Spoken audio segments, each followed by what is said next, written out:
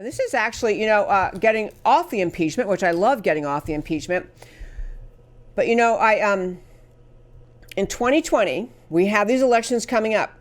And, I remember in 2016 doing this show, how I started talking about the 2016 elections pretty early in 2016 and even a little bit at the end of 2015. And I would get some listeners saying, that is months away. That's really far away. You wait till we get closer.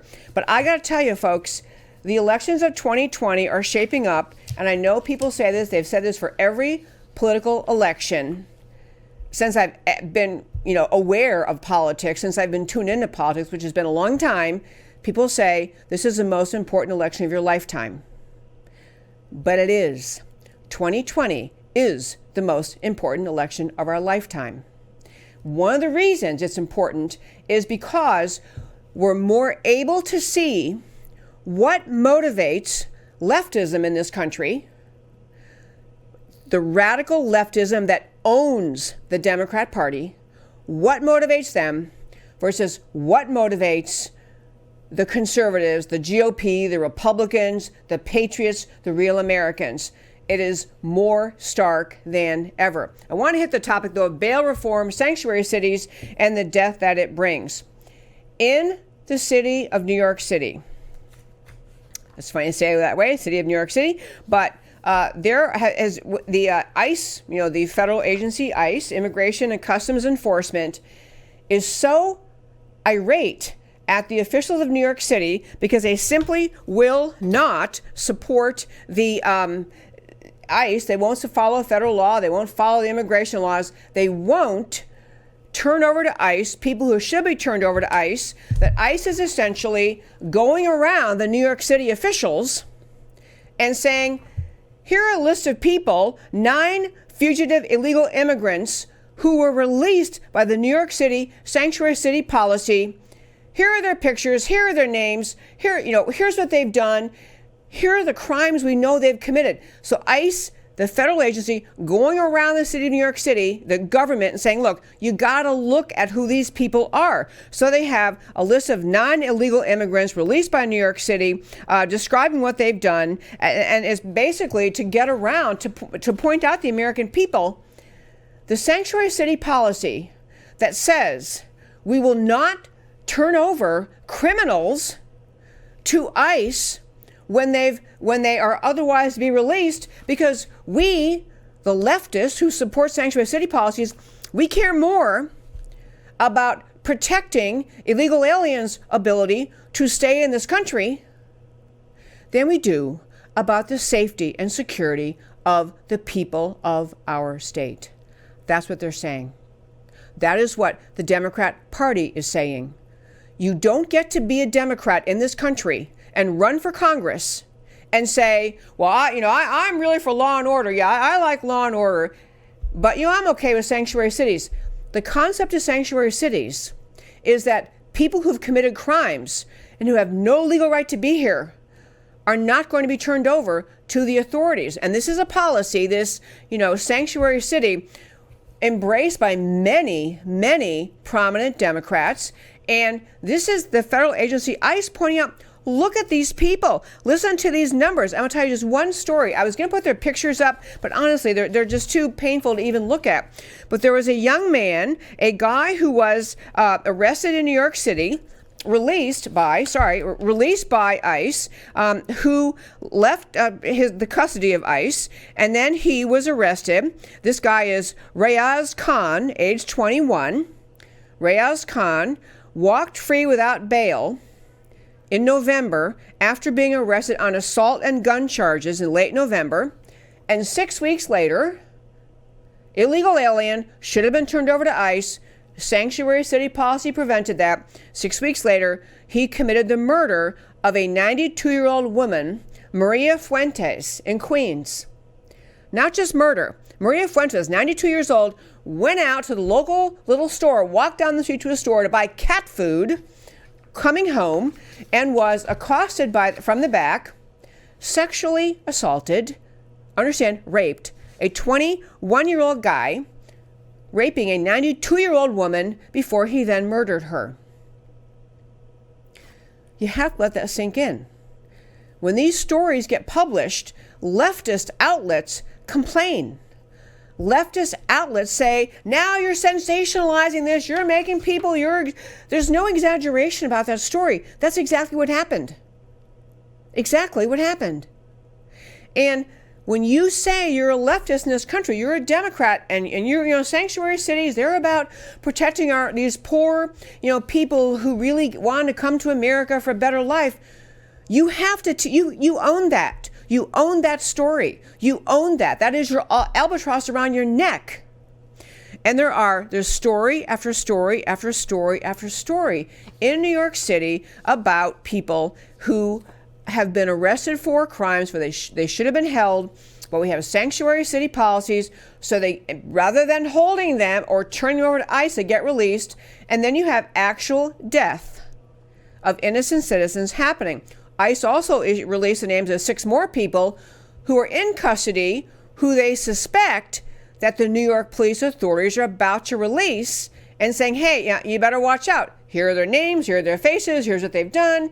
And the New York City police are about to release them. You can't blame the police, because often the police don't like these sanctuary city policies, but they don't get to make those policies. So you have the left standing up for sanctuary city policies, refusing to turn people over to ICE, leading directly to the death of Americans. I just told you one story. I could tell you story after story after story. Similarly, on the left, in this battle for America in 2020, you have the growth of these bail reform policies.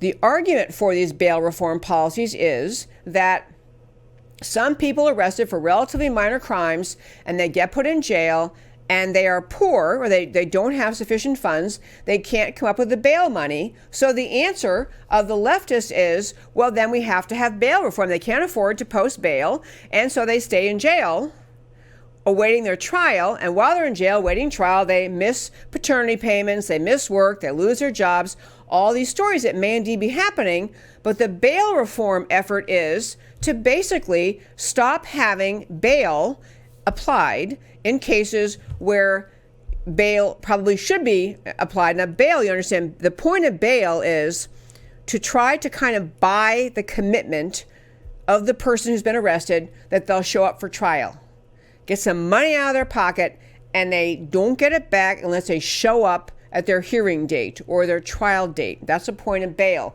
And so all these bail reform advocates are saying, well, I know, but look what happens to them, and can't we just trust them, or let's not have bail. So here we have numerous stories again in New York. We have I'm going to hit on Dallas too, because Dallas has this problem, Texas has this problem too. But in New York, they have family members now.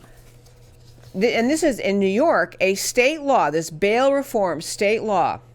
We have family members lobbying the state of New York to say, are you kidding me? You let these people who killed our family members back out of jail? You let walk? And so I want to just tell you just a few of these stories.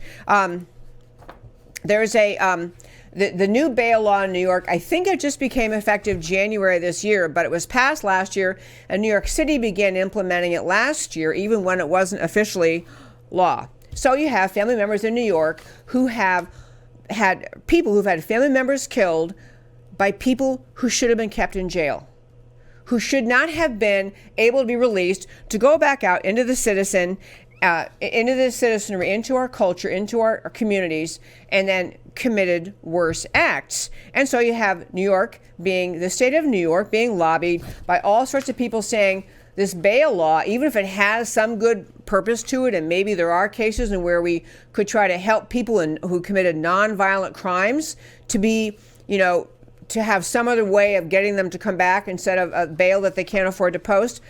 But New York is dealing with these stories of people saying, our family member is gone forever because of a policy you put in place. You put a policy in place that hurt our family, and this bail reform thing cannot be the right answer. It can't be that the only two choices are let a bunch of people out or have all these stories about people who lose their jobs. There's got to be a way to protect the people first. Now, there's a lot of complexity of the bail reform laws. I just want to hit some basic principles, and I'm back to my point in this segment about the 2020 elections and the GOP or patriots versus the radical left. The radical left is always looking to find more people they can characterize as victims. They're forever trying to tell the American people, you are victims. You're being treated unfairly. We're on your side. Stand with us. We're going to stand up for you. So they force themselves into ridiculous positions where they're more supportive of releasing dangerous people back into the streets to commit more crime because they have sympathy and they support bail reform. They're more concerned about that than about the safety and security of the American people living in their own jurisdictions, living in their own states. This is what's happening in New York. It's happening in Texas too. So there's a concept of, is the primary role of government the safety and security of the people, or is it to protect as far as possible people who commit crime? Is the goal to make sure that we soften our laws, protect people who commit crime, soften our bail laws, create sanctuary city policies so we never turn them over and force them to face the consequences of their entering a country illegally. A third aspect of this, and then I will really get around to 2020, but third aspect, in Texas, right here in Dallas, Texas, we have a district attorney, a Democrat district attorney, who ran on and has put in place a law that says if you steal, rob a store or a home, you steal, and the value of what you stole is $750 or less, you won't be arrested. You won't be arrested. Now, there was some qualifier put in the beginning, as long as you stole something like because you really needed to or based on your need. Well, everybody can say, yeah, I stole based on my need. Yeah, I stole this expensive watch, but I was going to sell it to get money to buy food for my mother. I mean, so no one gets prosecuted for these thefts of $750 or less. Store owners are petitioning the city, petitioning the DA and saying, hey, we cannot afford to have day after day thieves coming in. As long as they keep their theft below $750, we can't do a thing about it. Does no good to call the police. The point is, you're signaling to people, you're conveying to people, nothing will happen to you if you steal. You're conveying, we really don't have laws that protect businesses or homeowners or private property. Our laws are more concerned with protecting you, the criminal. And so in Dallas, there is a growing crime problem. And I don't think it's just because more and more people are stealing things that are cost $750 or less. It's not just that. It is the mindset you are conveying to the citizenry that says, you don't really have to follow the law. Come on. I mean, or theft isn't such a big deal. It's such a small amount. You are telling people that you really don't protect businesses and homeowners. You protect criminals. You're telling people pretty much you have a right to steal. Nothing will happen to you. Nothing bad will happen. No one will come and arrest you. And so store owners don't like it. They're moving out of high crime areas. Citizens don't like it. No one likes this, but it gets around to this core point I want to make in wrapping up the show for today. One of the primary differences between the American view of law and order, the American view held for centuries by our country that is being destroyed by leftists, is that you have laws to create civil society. You have a rule of law that means the laws apply to everyone, and you apply the law to everyone, and you enforce the law because the law is the means of protecting people, of making your country, your state, your city, your neighborhood, your street safe. You have an expectation that others are not going to steal from you, and if they do, the state, the government will do something about it. The presence of law is what creates civil society. The application of law creates civil society. leftists in this country have become so determined to protect the wrongdoers, to accuse America of being such a horrible country that we really have radical reform of the criminal justice system needed, of the judicial system, of the laws, that we're in a place where you have bail reform in New York City leading to crime, more crime. In fact, there was a case in New York City, I should bring the details next time, a case in New York City where a woman has been attacking Jewish citizens on the street, people she can tell are Jewish by the way they're dressed, punching them in the face, punching them in the gut, attacking them, getting arrested by the New York City police, being released the same day, going out in some cases the very next day, doing the same thing over and over and over. And because this idiotic bail reform, where the person they punched were not, didn't require hospitalization, wasn't killed, wasn't seriously injured, this person rotates in and out of the justice system in New York City, and there's nothing, apparently, the New York City authorities can do about her.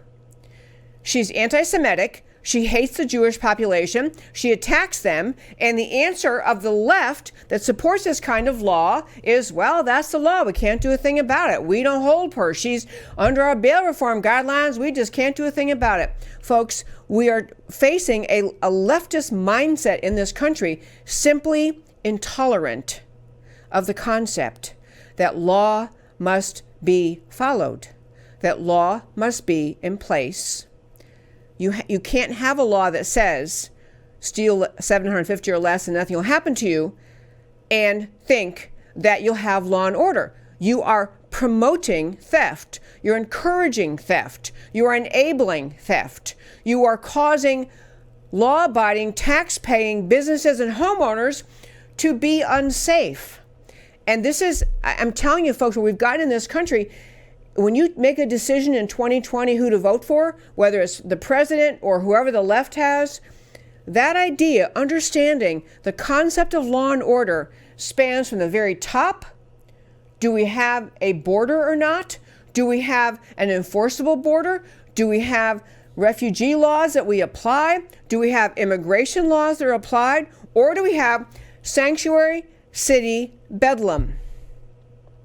It's a law and order issue from the top at that level down to the district attorney in Dallas County and he's not alone, by the way. Dallas County, this is something happening in jurisdictions around this country, that the leftist mindset, more concerned with being sympathetic with the wrongdoer and enabling the wrongdoer and coddling the wrongdoer than they are in protecting the citizens who pay taxes, who therefore pay their salaries, but who pay taxes, who work hard and follow the law. One of the many issues in 2020 is going to be, do we care if America remains a country dedicated to the rule of law, following the rule of law in all cases? Now, I will say, with respect to the bail reform advocates, the criminal justice reform advocates, I am in favor of constant reassessment of our criminal justice system, of assessment of whether there seems to be bias in some way, and adjusting for that bias, fixing that bias, addressing the problem. I'm fine with legislatures looking at laws and saying, in 2020, we're going to go back and change some of these sentencing parameters for various crimes. We think that, this was passed in a different era, this should change. You can do a lot, and you should do a lot as a responsible government to continually assess the criminal justice system. You can even address the young kid who steals something worth $500, and instead of giving them a black mark on their record for the rest of their lives, deal with them by saying, you're going to get arrested, you're going to have to plead, you're going to have to admit what you did, but then we're going to help you move on with your life. You can have a criminal justice system that includes helping people get back on track in life, ultimately perhaps even eliminating their criminal record. I'm fine with that. I'm fine with ideas that try to bring fairness to our criminal justice system, that don't ruin someone's life for a dumb action they committed while a minor or even while an adult. You can make those kinds of changes in the system. But if you change the system to say, It no longer matters if you steal. It does not matter anymore if you steal. Don't worry, we're just going to ignore it. You invite the bedlam and the chaos that we're now seeing in New York and in places around the country. It's an issue in 2020 of whether or not we're going to commit to keeping America a safe country that invites civil conduct, civil society, and a safe society for everyone.